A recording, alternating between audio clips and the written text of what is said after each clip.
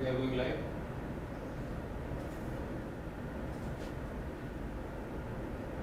We are live. Welcome to Sports Today's Dugout, and today this is one very hot topic. I am Siddharth Vishwanathan and alongside me is Shane, and we are dissecting, heading into not just the decider against South Africa, the next 3 months, as well as for the main ICC World T20 2022, who is India's #1 wicketkeeper-batsman in T20 cricket. As you can see, we have 5 potential candidates. Let's just say that for the moment, all these 5 candidates have their pros and cons heading into the World T20. There is time for experimentation, folks, because remember, 1 month prior to the World T20, you can experiment with the squad and then you have to pick your main squad. Who will be the wicket keeper?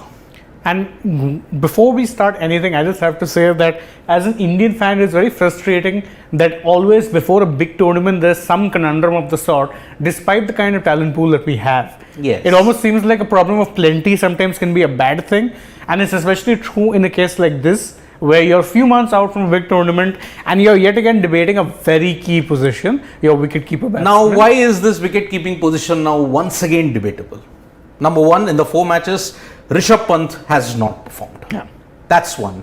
On the other hand, at the same time, this man, DK, has staged a resurgence. Yes, and don't forget, Ishaan Kishan has also put in a pretty decent. Yes. He's not obviously not had a chance to keep, but with the bat at the top of the order, done well enough. And there is KL Rahul lurking every single time. So, okay, before we get down to the nuances of the debate, with data, with numbers, with analysis, I am presenting to you your 5 #1 keepers that we have, the 5 candidates: Ishaan Kishan, Dinesh Karthik, Sanju Samson, Rishabh Pant and KL Rahul. Not necessarily in that order, mind you. Not necessarily in that order. What we're going to do is, okay, answer everybody's conundrum. International stats, IPL stats for the last 5 years, let me tell you, from 2018, disclaimer. International stats from 2020, strike rate. That is not going to be hyped up in this session of the Dugout. So let's just begin with our candidates, like as to who has the weakness and the advantage heading into the next couple of months and into the World T20. Let's first look at Ishaan Kishan. He made his debut in 2021. England series, got a 50. Yeah. In this series against South Africa, he's done realistically, if I may say, 480 runs, average of 36. That's one important thing. But the key component, strike rate of 130. That goes against Ishaan Kishan for multiple reasons. #1, he's going to bat at top of the order. Yeah. Who's there at the top of the order, Shane? So the thing is that, and that's the biggest conundrum when it comes to Ishaan Kishan, is that you can't use him in his preferred position, because once like right now, remember, he's batting at the top of the order because India are resting key players. But once the likes of KL Rahul and Rohit Sharma are back, there's no spot for him at the top of the order. And his stats, I know people have said that, oh, he did well in the UAE as a middle order floater, but his biggest weakness is against pace bowling. Yep. In the UAE, that wasn't a problem that could have been exploited as much. In Australia, he'll have a major problem, especially while it's facing the world's best pace bowlers. So what is the major weakness against Ishaan Kishan? As he said, pace bowling, but I feel he'll just have no place in the side. He won't. Because KL, Rohit, Suryakumar, Virat. Yeah. That's it. Where does Ishaan fit in? Now, if Pant or DK or anybody has a bad day, will he bat at #5 or #6? No. Has Ishaan ever batted in that position? Very unlikely. Yeah. Even for Mumbai, when he was not opening, he was coming in at 3 or 4. 3 or 4. So that is the one major thing. But still, his international numbers are not all that bad, Ishaan Kishan. Considering that in the series against South Africa, he's shown his greatness in it. Now, there has been a trend going on that justice for Sanju, justice for Samson. But guys, honestly, I will back it up with this along with the IPL. 13 matches, 174 runs, average of 14.5, strike rate of 121.67. What has been the major problem with Sanju Samson? Lack of consistency. Not grabbing his opportunities. That is the major thing. Now, he's going into the series against Ireland, isn't it, Shane? But will he get a longer rope? I doubt, because again, if he plays both the matches, let's assume he plays both matches in Ireland. Is there a guarantee that he'll play beyond that? There's an England series that's coming up after that. And in the England series, you're going to play with your core. Exactly. So, in that way, let's look at this man, KL Rahul. Phenomenal numbers. 40.68 average. That strike rate is simply phenomenal. 142.49. In fact, it's up there with the best international wicket keepers Which in we T20. will show later We'll come on to as that we go. soon enough. Because see, we are going to address both sides of the spectrum. International record and IPL record. So KL Rahul, but again remember, KL Rahul will be your backup choice because he'll be opening the batting as a pure batter. Yeah, and he's a makeshift wicket-keeping option, not a full-time wicket-keeping option. Not a full-time. Because if you persist with him as a full-time keeper, the risk of injuries also happens. So that's KL Rahul for you. 56, 1831, 40.68, 42, 142.49. Simply sensational. But the thing with Rahul is that he's guaranteed a spot. Yes. Not as a wicket-keeper, but as a pure batsman. Pure opener. Now the hot topic of Rishabh Pant. Yes, there has been multiple levels of criticism at him. Sunil Gavaskar, the former India skipper and batsman, Has absolutely pillared him. lambasted him for his lack of consistency and the inability of Rishabh Pant to just correct his mistakes. Every single time in the series that has happened, he's gotten out on the offside. His numbers are unfortunately not doing justice to his potential. Yeah. 740 runs, average of 23 and a strike rate of 123.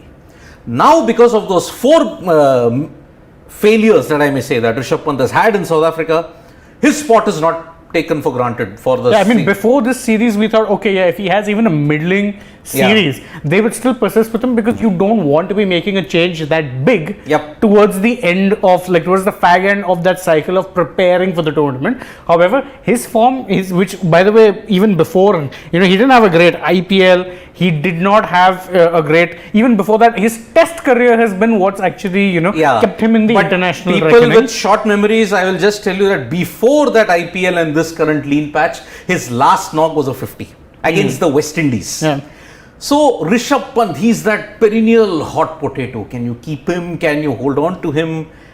So that is the thing about Pant.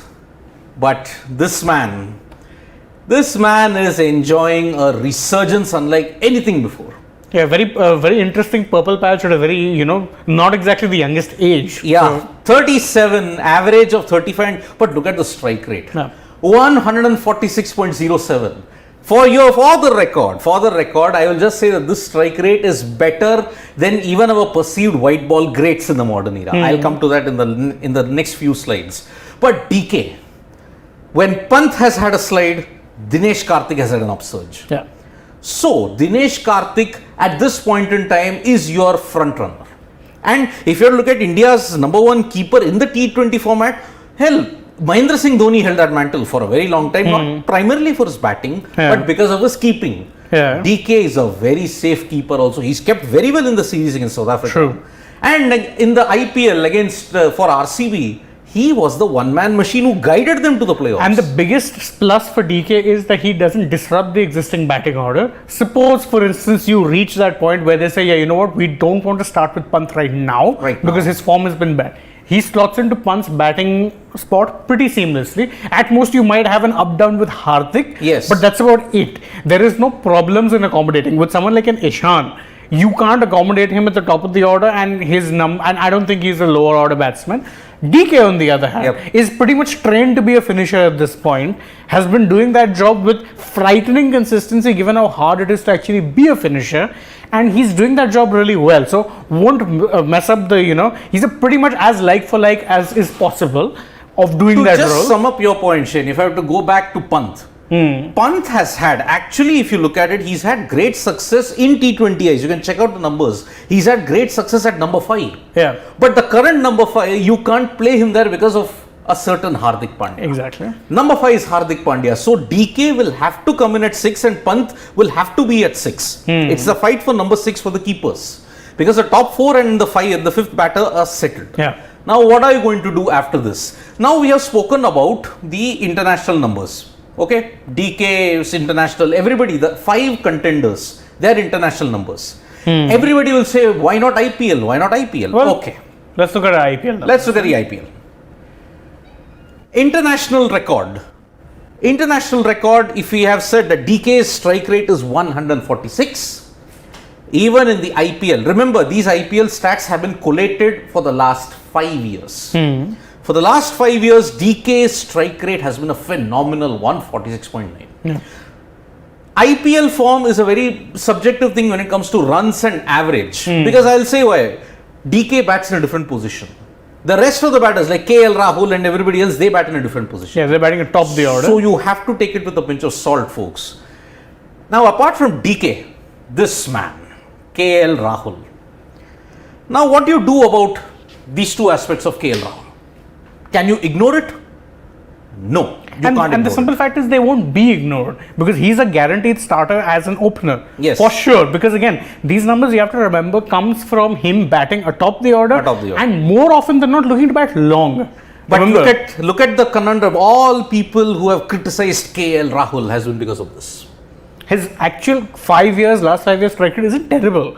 139.4, which is pushing 140. And this one stat, keep this in mind, 139.4 in the IPL, but 142 in international cricket. When you look at the number of wicketkeeper-batsmen in T20s for the past 2-3 years, you'll figure out as to why. You have to look at a holistic picture when it comes to KL Rahul. Strike rate is overrated? Perhaps, perhaps not. But you cannot ignore the fact that KL Rahul's T20 numbers are staggering. Yeah. But will he keep? Because if Pant suddenly decides that his form is just too poor, they have no confidence with DK either. Yeah. What do you do?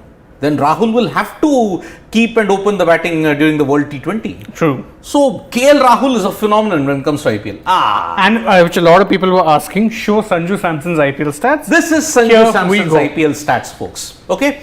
2,100, again 5 years from 2018 till the end of 2022. These are the numbers. The average is 32. But the one thing why there is justice for Sanju, which has been trending for a very long time, is perhaps he bats up the order and 145.7.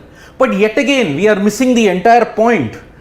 Will Sanju be your keeper and where will he bat? Will he bat number 6? It's the same conundrum which you have with Ishaan Kishan, you have with Sanju. At most, at the lowest, he should be batting as 4. But your top 4 is pretty much set in stone. Where did Sanju Samson bat in all the 5 years that he was with Rajasthan Royals? He was more often than not, he was an opener. Or number 3, max. Exactly. This year he was coming in at number 4 sometimes, but that also was more often than not due to left-right combination, keeping that intact. Otherwise, remember there were many games where DDP, the Padikal would come in at number 4. Yes. He would be 3. So he doesn't bat lower than 4, neither should he. We all want people to come into the squad. When it comes to the ICC World T20, remember you cannot pick 30 members. You can pick only 15. The main question with Sanju is not about capability. Of course, he has not capitalized it with both hands, but where does he bat? You will bat him at number 6 in a position that is very unfamiliar to him, and that too in a major ICC event. He's never been, and the thing is that, you would understand doing that if maybe his style of batting was like that. His style of batting isn't like that. Yes, he will play with intent, but he more often than not, looks to hit cricketing shots. Rather than, go for muscle or power or unconventionality. That's not Sanju Samson. Sanju Samson's a clean hitter of the ball. Yes. Best kept for the top of the order, especially with that strike rate. His 140-odd strike rate comes best when he's batting top of the order. Top of the order. But where do you fit Sanju Samson? You can't. At number 6, that strike rate is next to you. It's useless, if I may say. It doesn't matter because he's not a number 6 batsman. Number 6 batsman. So the main conundrum when it comes to Sanju Samson is position. It is not according to the capabilities of him. So Sanju Samson, 2,100 runs, yes, no doubt, 32 average, given, brilliant. 145.7, exceptional. But where do you bat him? Now, at number 6, I will just once again say, if you have to look at this particular way, Ishaan Kishan, barring one season in 2020, Ishaan Kishan has actually underwhelmed in IPL, but his international numbers are not that bad. His international, but again, with the cases with Ishaan and Sanju, where do you bat them?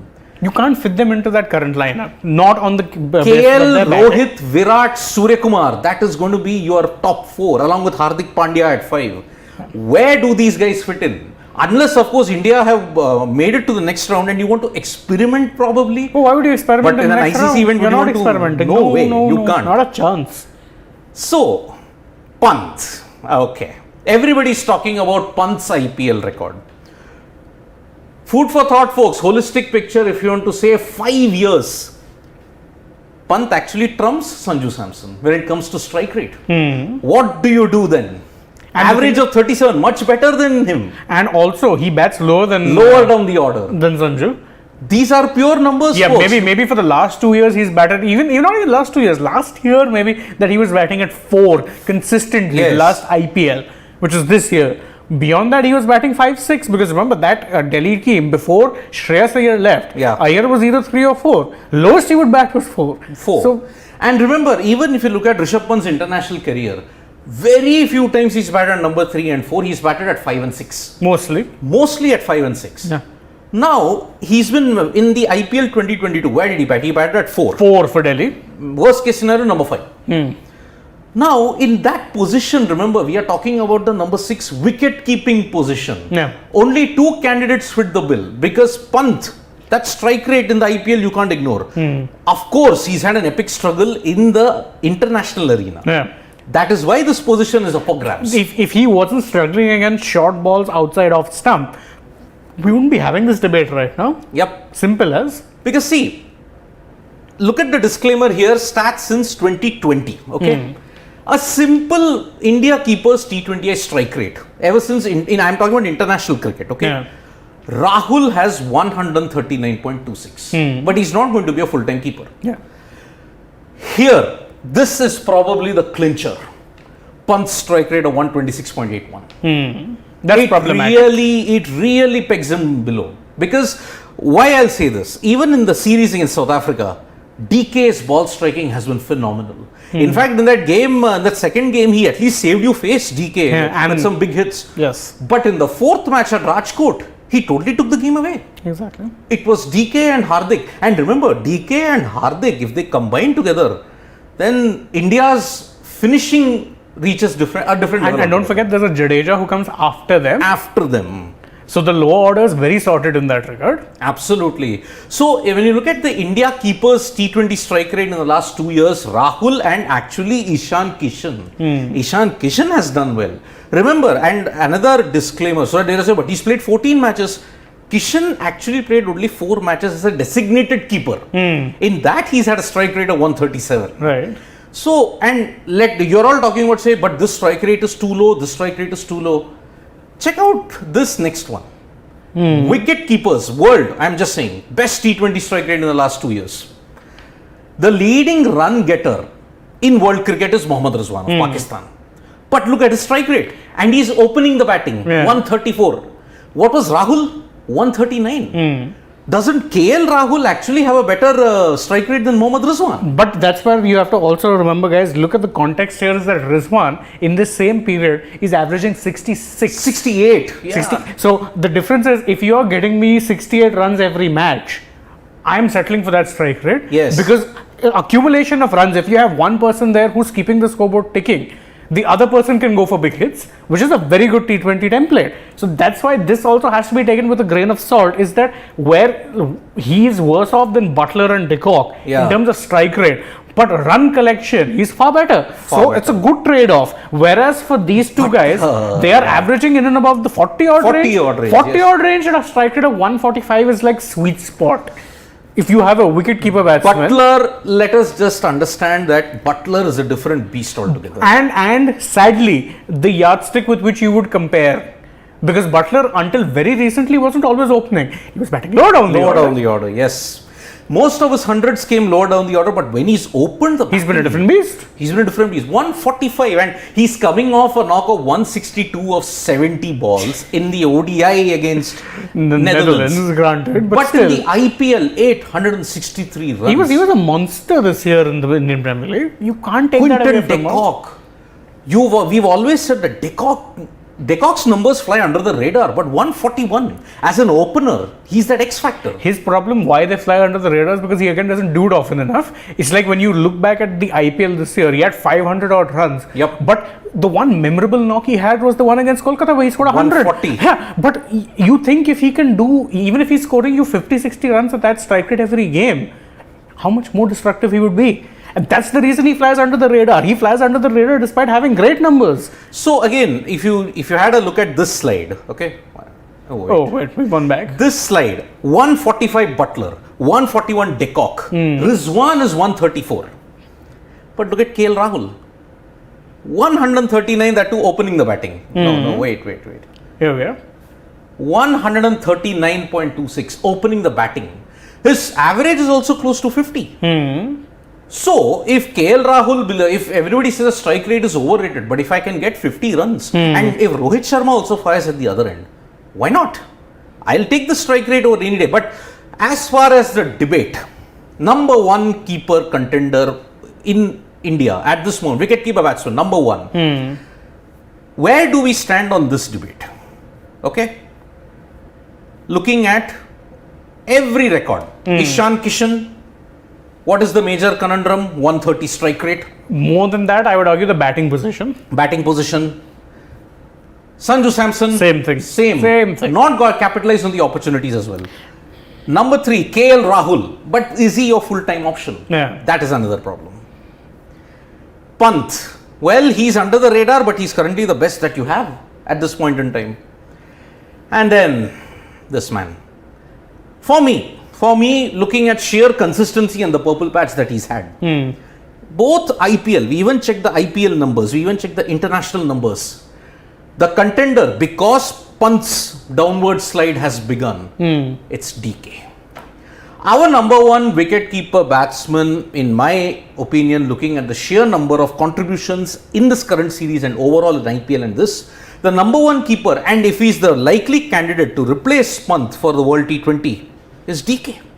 He's arguably the only one because, as we said, the others, there's a problem when it comes to fitting their, where do you fit them in the batting Where do you lineup? fit them? Like right now in a temporary, these, Ireland series or this series, you can open with a Kishan, you can bat a Sanju at 4. But can you bat a Sanju at 4 when it's the World Cup time? Can you open with Kishan when it's the World Cup time? No. That's the problem. We all have to understand one thing. Wicketkeeper batsman is a different dynamic altogether. We are often confusing wicketkeeper batsman with top order because yes, the lines are blurred. Quinton de Kock, KL Rahul, Josh Butler. In fact, if you look at the 3 wicket keepers, the 3 international wicket keepers we compared, Pant and the likes, all 3 openers. All are openers.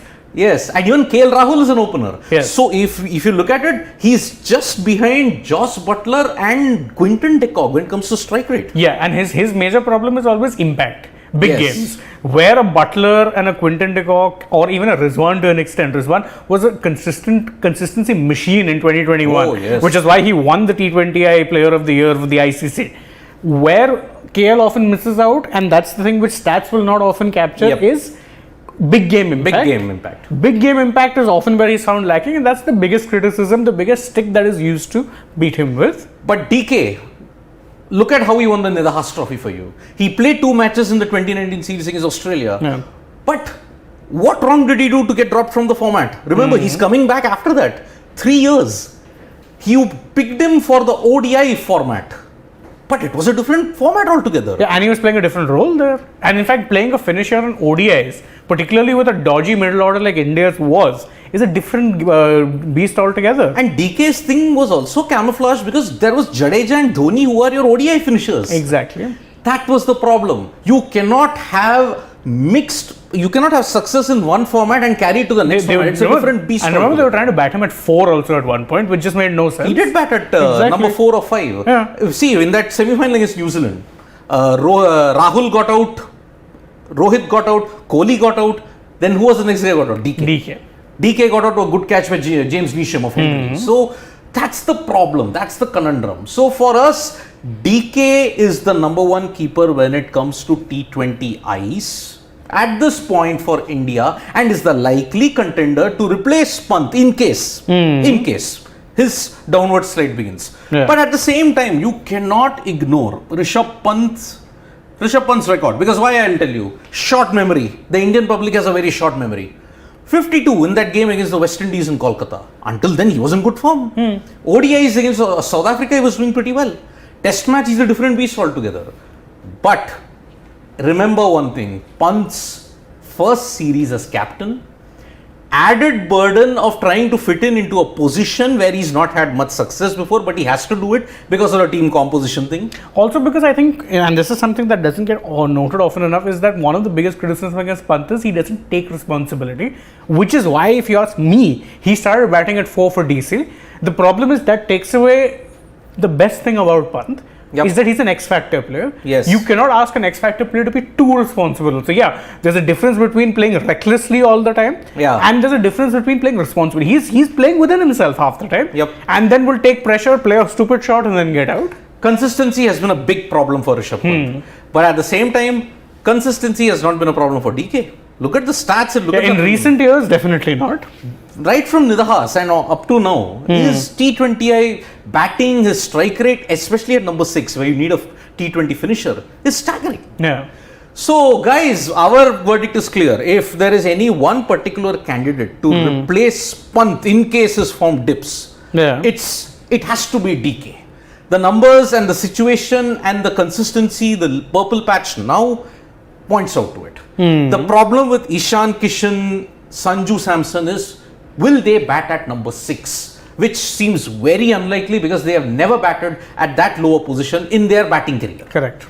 The other individual, KL Rahul, is KL Rahul a full-time keeper? Exactly. He's better off as a pure batsman. Just as a pure batsman. In fact, let's actually look at some of the comments we have. First, we have, Sagar Singhal point out to me that, Pant with 47 matches, not scored any big match-winning innings, but we would say he should be given more chances. But for Sanju, you say that 13 matches are enough. No, I don't really say that 13 matches are enough in that regard. But one of the major problems with Sanju was he always came in at a time when India had a set wicket-keeper-batsman. Start of his career, it was MS Dhoni, and then it was Pant who leapfrogged that, set order or the line. So, when you are in that sort of a position where you are the hunter rather than the hunted, if you are the hunter, you need to make every chance count. If you are in that position atop the mountain, the first choice, you can afford to be a little lax because you will be given a longer rope. In Sanju's case, he would never be given a longer rope because he was never the first choice. Bang down the order of the door of the selectors then. Score 500, 600, 700 runs in the IPL. Now, to add further impetus to that, Sanju Samson, okay? It's not as if... Keep this in place, okay? Yeah. It's not as if he's not had that many chances. When was the recent series that he played? It was Australia, it was Sri Lanka. There was one particular individual who troubled him a lot. Even in the IPL, he troubled him. There is a weakness against leg spin. In the case of Sanju Samson. Vanindu Hasaranga exploited it well. For Pant, yes, there is the wide Yorker outside off, but that is a technical fault. It is not a mental fault. I think with Sanju, there is a problem mentally in tackling leg spin. So that is also not going to help you in the long run. Sanju, yes, 5 years with MS Dhoni, 2 with Rishabh Pant, that era that has overlapped. But was that Pant's fault? No. Pant broke the door down because of his fantastic 2017 that he had in the Ranji Trophy. Correct. Did Sanju have any kind of a season in that way? No. Apart from the Under-19 World Cup, he did struggle, unfortunately. Exactly. And as in fact, someone who concurs with you, Orgo Bhattacharya says DK has to be the first name in the playing 11. End of matter. End of matter, yes. So, look, I am just simply stating that, okay, DK, as I pointed out, position has to be vital. DK is your like for like number 6. For Pant. With Sanju, Ishaan, the problem is the batting order. Plain, pure and simple. The numbers do justice in that sense, but... And also an interesting comment here from Abhishek Singh. He says that India looks for consistency in T20s. Rather than that, England just looks for guys who hit. If they have 8 guys like that and 2 will always do good in a match, India lacks this mindset. See, I disagree with that. With England, it's not about them looking for players who hit. They have embraced a mindset of playing fearless cricket. Yes. But if you look at or if you watch England's matches, they don't mindlessly hit. They will pick and choose. Calculated Yes, hitting. they pick and choose what balls to go after. They'll pick and choose what overs to go after.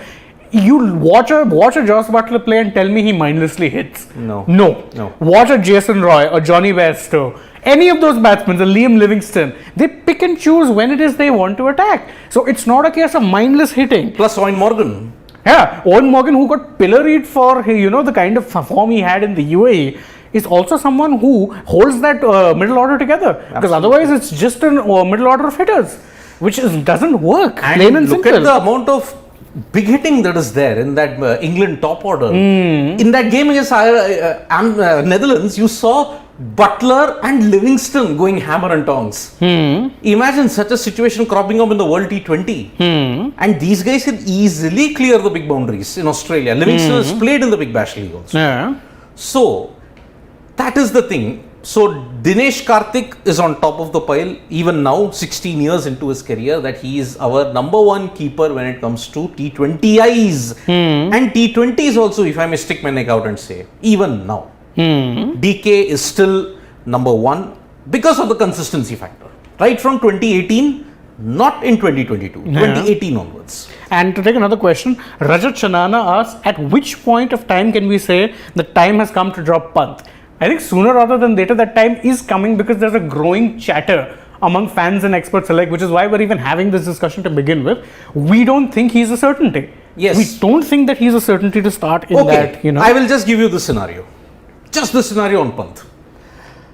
If he loses the Bangalore T20I against South Africa, and then he also doesn't contribute with the bat, then the heat is truly on Rishabh Pant. Yeah. It's truly on. Because see, all your frontline core is coming back for the England series. Rohit Sharma is back, Virat Kohli is back, Surya Kumar Yadav is back, KL Rahul unfortunately may not be back. He's missing the entire England team. True. So there is still that one slot that you can fit. But if Pant does not fire, he's not playing the Ireland T20s, he's playing the England T20s.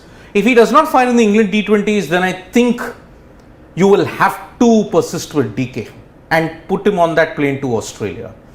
It's not happening. England will be your litmus test.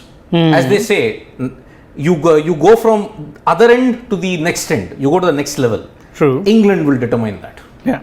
So that is about it. Personally, if I have to say on current form, if I have to pick my 11 at this point in time, I will just say KL Rahul, Rohit Sharma, Virat Kohli, Surya Kumar Yadav. That's a no-brainer. That's my ideal 11. Ideal top 4.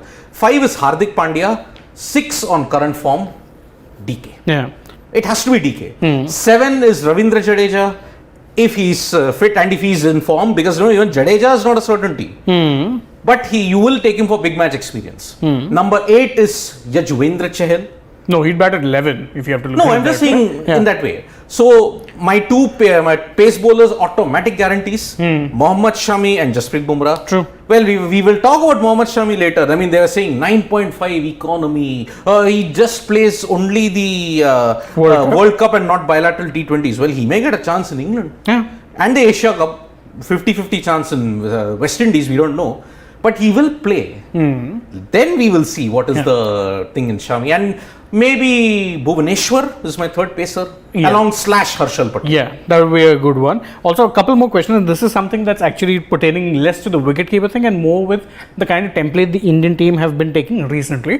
Alok Khandelwal says, credit should be given to Dravid for not changing the playing 11 often. What's your opinion?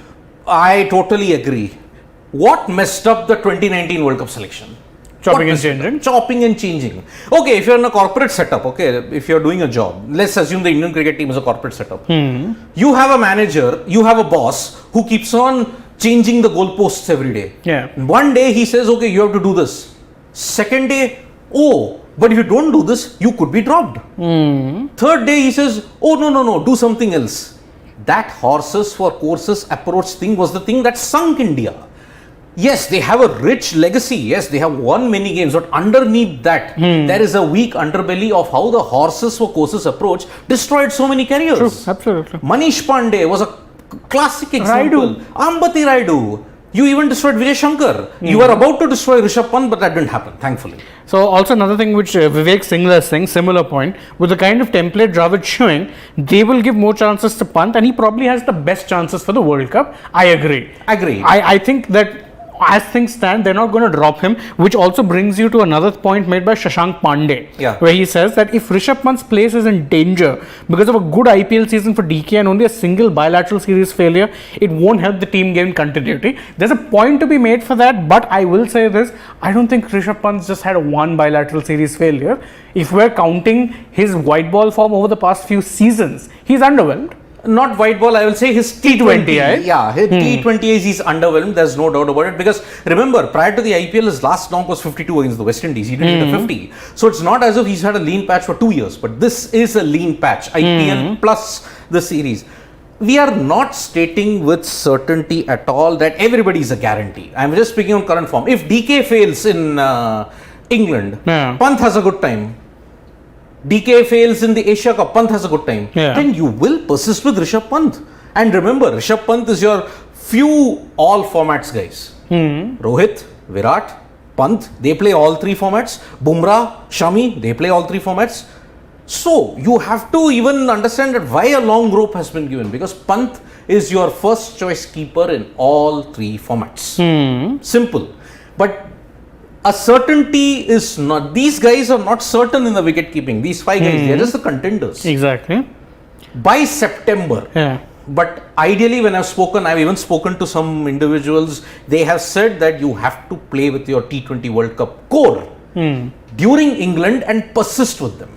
It's also, by the way, another, you're talking about changing these things, and Ladan Gamer YT, I'm pretty sure that's a screen name, says that as a Pant fan, I'll be happy if Pant gets dropped from the T20I side because he needs some time to work on his offside problem. After that, he will also be on another level. I mean, that's not a wrong thing to look at, because right now, what is his biggest problem when it comes to the batting is that he'll go for a slog on the onside, and they're targeting him and peppering him with balls on the offside, which wide are outside short, off, wide outside off and short. So you're not getting a slog off that.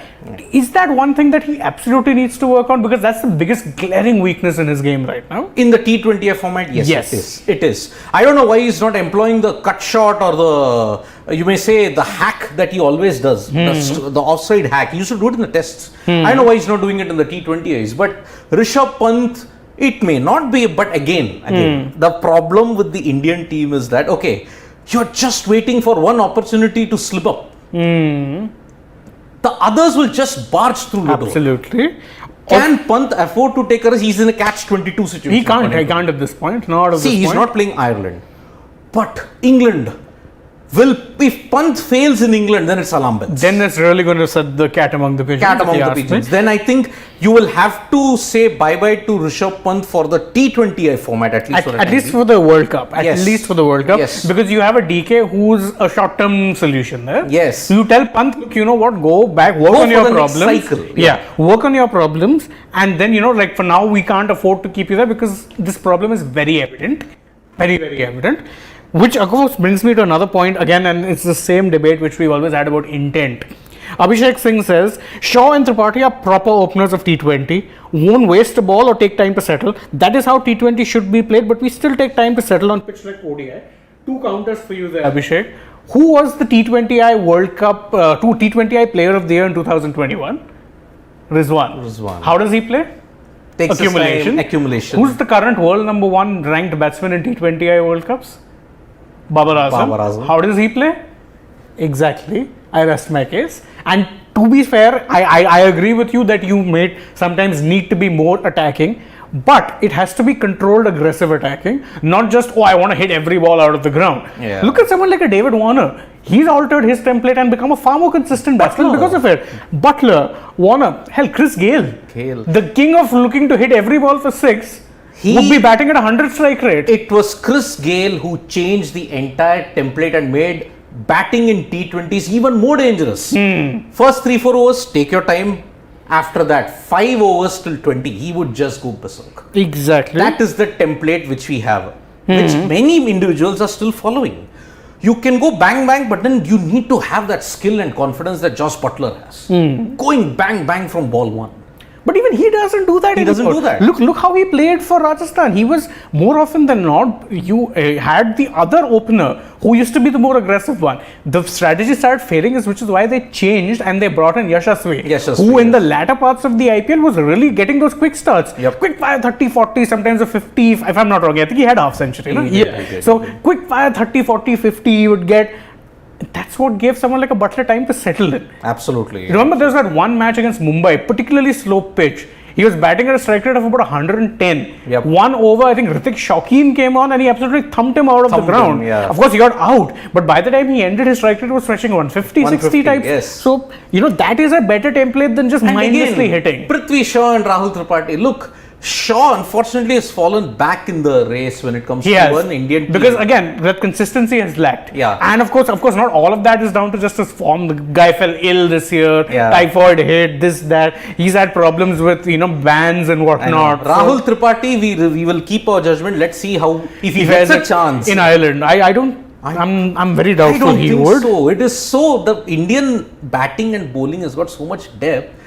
Like even George Dockrell, the Ireland left-arm spinner and who's one of the third most experienced players in the side, he said that even this team, minus the big players, they are world beaters. That is why, because the IPL is such a big breeding ground for talent, they have already got international exposure. Yeah. That is the thing. So... And again, as Jayesh Patel nicely puts it, Pant is the most discussed cricketer in the world. But you know why that is the case? It's because we expect a lot from him because we know just how good he is. None of us would be knocking him if he was a rubbish player. The fact is, we know he has potential at this level, but he's probably only lived up to it at this level, particularly in this format, which is very strange. Considering when he first burst through the scene, you thought this guy is tailor-made for T20Is. His biggest successes have come in the longest format of the game. See, if you have to look at a parallel, okay, I will just tell you to look at Virender Sehwag's statistics. Sehwag, for his style, could have been the king of T20s, isn't it? But Pant and Sehwag's numbers, okay, Sehwag opening, Pant are uncannily similar. And even their success in the longest format, you can say. So, same with, to an extent, David Warner. Who would have thought David Warner would be playing 90 plus tests? Ironically, Virender Sehwag. Virender Sehwag actually once told him, he said, you will be a better player in test cricket than you will be in T20 or one day cricket. He thought you're mad. Rishabh Pant has deserved all the discussion, unfortunately some negative, some positive, because he has won you games single-handedly. Correct. Ask any Australian, apart from Virat Kohli and Sachin Tendulkar, whom they fear the most. They will say Rishabh Pant. The shocking thing will be Rishabh Pant. And it's not paid PR or paid this thing or this thing that everybody's been forced to say Rishabh Pant. Rishabh Pant, look at where his best performances for Indian Test cricket have come. It's come in Sena countries. It's not this thing, the best of our batsmen, you can name the most illustrious of them, have struggled in Sena countries. There's a reason the Indian team of the early 2000s were called lions at home and lambs abroad. Because they couldn't do much abroad. Rishabh Pant has come in and he's someone whose technique makes you think he'd struggle there. But he's done his best work over there. And he can take a game away from you. He just needs that one moment. Nothing is working for him. First series as captain. I mean, see, when you settle into a job, the first month you do struggle. You want to figure out where is what. Same, I think, is happening with Pant. Captaincy, wicketkeeper. Unfortunately, Pant has got that yardstick of MS Dhoni. That is the thing that is bogging him down. Absolutely. Unfortunately, because the fans expect, Pant is a keeper, he can do this, captain. Why can't he be like MS Dhoni? He's his disciple after all. And his successor, his natural successor. The man who most people thought was the natural successor was Rishabh Pant. But let him be his own man. Dhoni is Dhoni. Let him be his own man. Yeah, Dhoni also, after the 2007 World T20 triumph, he did struggle in that format. Give Pant, maybe he's the anti of Dhoni. He'll struggle initially, but then he'll... In some ways, he is the anti of Dhoni. He's got more test match winning performances. Of course. Well, of course. And in Dhoni's case, nothing more to add. Yeah. So thank you so much, folks, for joining us. But this actually closes this discussion from our part. But of course, don't forget, you can let us know. And I'm getting a lot of comments even now. And the thing is, it's a very divided discussion. Very divided. Many are keen to see the likes of Kishan and Samson be accommodated somehow, whether it be drop KL down the middle or whatever. So there's a lot of debate. Don't forget to let us know what it is that you think would be, the best combination. Do you think that they should persist with Pant? Do you think you go in with a DK, bring in someone new? Who knows? I mean, let us know. We're all ears. Thank you, of course, for joining us on this particular edition of The Dugout. Don't forget, press the say like, the magic comment, words. Like, comment, share button. We are also there on Facebook, Twitter, Instagram. Facebook, Twitter, Instagram. Follow us everywhere. Press As the always. bell icon, folks, and show us some love. Yes, so Thank you you. know when exactly it is that we're going to be going live, premiering a video, everything in between. Don't forget to stay tuned. Vanakkam. Vanakkam.